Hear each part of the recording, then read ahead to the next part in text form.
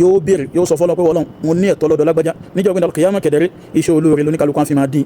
ló ṣe já sí pé àwọn tó jẹ́ àwọn ẹni eré tó máa fi lè gbọ́n pé nìkan ṣe alhamdulillah kódà kó jọ́nà jíjì wọ́n á sọ fún pé yarhamukallah. al-imam ibn abdul bar nínú àwọn onímọ̀ tó ti gbáwájú wọ́n gba ìgbàwá kan wá pé abu dawud as-sijistani ọ̀kan nínú àwọn onímọ̀ tó ti gbáwájú nínú àwọn tí wọ́n kó sunnah nabi jọ sallallahu alaihi wasallam tó máa pọ̀ ní abu dawud sahibu sunan. so abu dawud yẹn wọ́n ní wọ́n lọ lórí ọkọ̀ ojú omi jọkan àwọn àtàwọn èèyàn wọ́n jọ ń ṣe ìrìn àjò lọ àwọn agbọ́ tẹ́nìkan sọ wípé tẹ́nìkan sín níbi etí odò ìgbà tó sín tó wá ṣe alhamdulillah. abu dawud ó wá ṣe kíni ó wá sọ fún ọlọ́kọ̀ ojú omi pé dákun mo fẹ́ jẹ́ kó gbé mi lọ síbi etí odò yẹn níbi tí ẹni tó sín yẹn wà. ó ní àtọ́ bá fẹ́ kí n gbé ẹ lọ ó san dírámù ẹyọ kan nígbà ní owó ńlá ni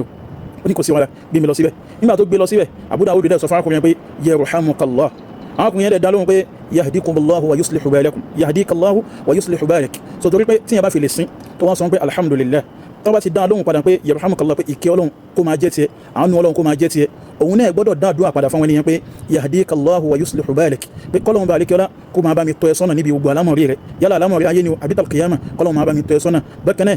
wa yuslihu balak ohun tí ó ń pa ẹláyà ohun tó wà lọ́kàn rẹ̀ tó ń bẹ nínú jẹ́ kọ́lọ́run bá alékẹ́ọ́lá kó bá mi bẹ́ yọrí rẹ̀ ohun tó ń dùn ẹ́ tó ń bẹ lọ́kàn rẹ̀ kọ́lọ́run kó bá mi parí ẹ̀ kó bá mi bẹ́ sọ àdúrà ńlá ni. so torí ẹ̀ Abu Dawud ó wá lọ síbẹ̀ ó sọ fún arákùnrin pé yarhamukallah arákùnrin náà dẹ̀ dáadọ́ ẹ̀ padà pé yahdikallah wa yuslihu balak. nígbà tí wọ́n wá ń padà àwọn tó wà náà kojú omi wọn sọ fún Abu Dawud pé kí ló tẹ̀ ń dára yín láàmú àwọn èèyàn àjò ní Ọlọ́run ti rí pé kò lé tó yẹn kò nídìí kẹsẹ̀ṣẹ̀ máa ní lọ síbẹ̀ àti pé gan ó lè ṣe yarhamukallah rẹ̀ níbi tó wáyé kò ṣẹ̀ nídìí kò ṣẹ̀ṣẹ̀ máa lọ síbẹ̀. Abu Dawud wá ní pé la'allahu mujabu da'wa ó ní ìdí tí mo fi ṣe wàhálà lọ ní pé àmọ́ bóyá arákùnrin yẹn bóyá nínú àwọn tó já sí pé Ọlọ́run bá alékẹ́ọ́lá ṣàánú ẹ̀ pé tó bá fi lè ṣàdúrà fẹ́nìkan Ọlọ́run sì gbàdúrà onítàn pé tó máa fi lè ṣàdúrà fẹ́nìkan bóyá Ọlọ́run gbàdúrà onítàn. Ànábì sallallahu alaihi wasallam Ànábì ní àwọn kan bẹ nínú ẹrú Ọlọ́run ẹ lè má mọ̀ wọ́n ìyẹn lè rò pé èèyàn lásán ẹni tí yóò kankún tó sì já sí pé law aqsama ala Allahi la abarra tó bá fi lè búra pẹ̀lú Ọlọ́run pé Ọlọ́run mo fẹ́ kó bá mi ṣe nǹkan fẹ́ ní báyìí Ọlọ́run ó sì máa dẹni lóhùn Ọlọ́run sì máa gbàdúrà rẹ̀ ó lóun mọ̀ bóyá ni iná àwọn tó já sí pé tó bá ṣàdúrà Ọlọ́run bá alékẹ́ọ́lá yóò sì gbàdúrà yẹn. wọ́n ní àwọn tí wọ́n jọ ń ṣe ìrìnàjò pẹ̀lú Abu Dawud yẹn nígbà tí wọ́n dé àyè kan gbogbo wọn sùn wọ́n ní gbogbo wọn pátápátá lọ́nà wọn lánàá wípé àwọn ń gbọ́ tẹ́nìkan sọ fún wọn wípé inna Aba Dawud ishtara jannata rabbihi bidirham. gbogbo àwọn ọ̀nà oníkálukú nígbà tí wọ́n jí ni wọ́n sọ pé àwọn ń gbọ́ tẹ́nìkan sọ fún wọn lójú àlá pé ẹ̀rí Abu Dawud ó ti ra àlùjánnà Ọlọ́run pẹ̀lú dírámù kan ṣo péré ló ná Ọlọ́run sì ti fi fún ní àlùjánnà. Allahu akbar. ẹ wo iṣẹ́ kékeré tó ṣe pé ó kọ̀ lọ báyàn ó dẹ̀ sọ fún pé yarhamukallah yẹn dẹ̀ ṣàdúrà fún iṣẹ́ orí ohun tó ń pa ẹ láyà ohun tó ń bẹ lọ́kàn rẹ tó ń fẹ́ yẹn Ọlọ́run bá mi ṣe fún ẹ sì mọ́ mùsùlùmí nínú nǹkan tó pàtàkì tí mùsùlùmí á máa gbé sẹ́mi lẹ́ni pé aljanna ẹ̀yin náà wò torí àwọn onímọ̀ fi sọ fún wa wípé ìgbà míì ń bẹ ó lè jẹ́ iṣẹ́ kékeré nìyẹn ó ṣe ó lè jẹ́ iṣẹ́ olóore kékeré àmọ́ torí nǹkan tó ń bẹ lẹ́mìí ẹni tó ṣiṣẹ́ yẹn títóbi bọ́lọ́run ṣe tóbi lẹ́mìí ẹ̀ bó ṣe já sí pé sunnah nabi sallallahu alaihi wasallam annabi ló mà ní a ṣe kódà kó jẹ́ nǹkan kékeré ni bá mi ní fílẹ̀ ẹlòmí ní sìn gbogbo tó bá fẹ́ wọ tọ́lẹ̀ tí ó máa ṣe allahumma inni a'udhu bika minal khubuthi wal khaba'ith tó bá sì bọ́ta yóò ní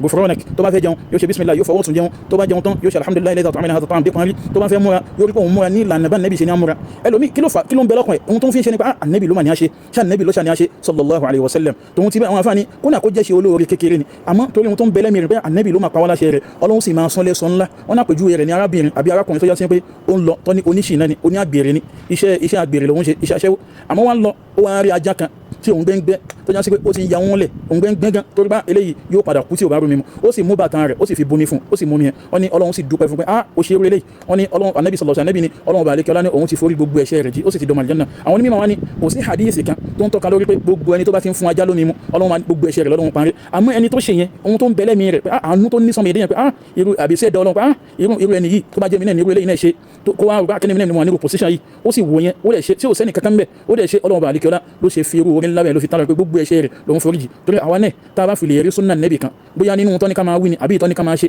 ẹ máa yẹ ká kéré rẹ̀ ká máa ṣe lẹ́ni tó máa rántí pé annabi sallallahu alaihi wasallam òun ló mà ní a ṣe annabi sallallahu alaihi wasallam òun ló mà ní a ṣe torí ẹ̀ bẹ́ẹ̀ bẹ́ẹ̀ ṣe pé ọ̀pọ̀lọpọ̀ wa táwọn òbí wa àbí aláṣẹ kan tó bá pa aláṣẹ kankan tẹ́ni ò bá sí mẹ́ a mójútó nǹkan ẹni báyìí ló máa pa mí láṣẹ ẹni báyìí ló máa ní ṣe bẹ́ẹ̀ ni annabi sì ju gbogbo yẹn lọ sallallahu alaihi wasallam bẹ́ẹ̀ ni tó máa ń pàṣẹ Ọlọ́run bá ní ká ṣe kankan Al-Qur'an àbí látẹnu annabi náà ni kò ṣe ó dà fọ́yá sọ́nà kò lé tó yẹn kò yá jẹ́ kó nira tó yẹn kò rántí pé kó máa ní lẹ́mìí pé annabi máa ní sallallahu alaihi wasallam. Assalamu alaikum wa rahmatullahi wa barakatuh.